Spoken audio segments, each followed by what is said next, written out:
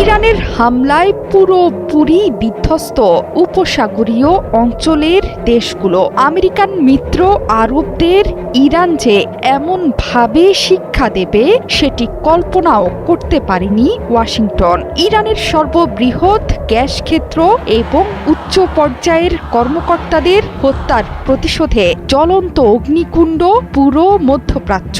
রীতিমতো ক্ষমা চেয়েই মধ্যপ্রাচ্যের জ্বালানি ক্ষেত্রে হামলা বন্ধ করতে ইরানকে অনুরোধ করেছেন মার্কিন প্রেসিডেন্ট ডোনাল্ড ট্রাম্প। ট্রাম্প বলছেন তিনি জানতেন না ক্ষুব্ধ ইসরায়েল হামলা চালাবে ইরানের গ্যাস ক্ষেত্রে। তবে ইরান যদি প্রতিশোধ নেওয়া বন্ধ করে তাহলে ইসরায়েলও আর সামনে হামলা চালাবে না ইরানে। একই আহ্বান জানাচ্ছেন আরব বিশ্বের কর্তা ব্যক্তিরাও। বুধবার ইরানের দক্ষিণ পার্স গ্যাস ক্ষেত্রে ইসরায়েলের হামলার পর পুরো মধ্যপ্রাচ্য তথা সৌদি আরব, কাতার এবং কুয়েতের জ্বালানি ক্ষেত্রে একযোগে হামলে পড়ে তেহরানের ড্রোন আর মিসাইলের বহর। এরপরই হু হু করে বাড়তে শুরু করে তেলের দর।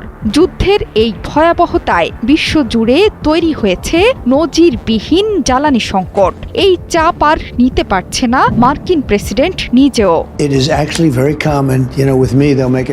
ইরানে বড় গ্যাস ক্ষেত্রে আঘাত হানার পর কাতারের রাস লাফান জ্বালানি শিল্প এলাকায় মিসাইল হামলা চালায় তেহরান। হামলায় ব্যাপক ক্ষয়ক্ষতির শিকার হয়েছে গ্যাস ক্ষেত্রটি। বিশ্বজুড়ে সরবরাহ করা জ্বালানির 20% যোগান দেয় রাস লাফান জ্বালানি শিল্প এলাকা। শুধু তাই নয়, সৌদি আরবের রিয়াদ এবং পূর্বাঞ্চলে আরামকোর দুটো জ্বালানি স্থাপনায় আঘাত হেনেছে তেহরান।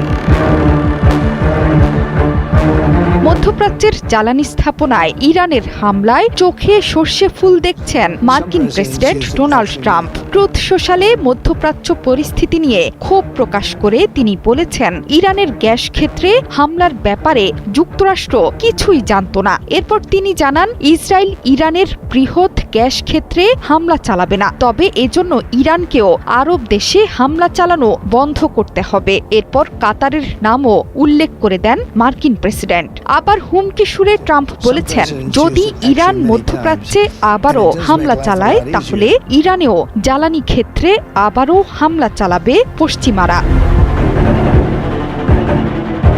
যদিও ট্রাম্পের ছল চাতুরি ফাঁস করে দিয়েছে ওয়াল স্ট্রিট জার্নাল। গণমাধ্যমটি জানায়, প্রেসিডেন্ট ট্রাম্প আগে থেকেই জানতেন এই হামলার ব্যাপারে এবং এতে সমর্থন জানিয়েছেন।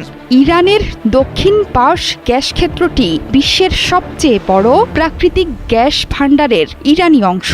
এর আরেক অংশ কাতারের মালিকানাধীন, যার নাম নর্থ ডোম। পুরো গ্যাস ক্ষেত্রে প্রায় 1800 ট্রিলিয়ন ঘনফুট ব্যবহারযোগ্য গ্যাস আছে, যা পুরো বিশ্বের প্রায় 13 বছরের চাহিদা মেটাতে সক্ষম।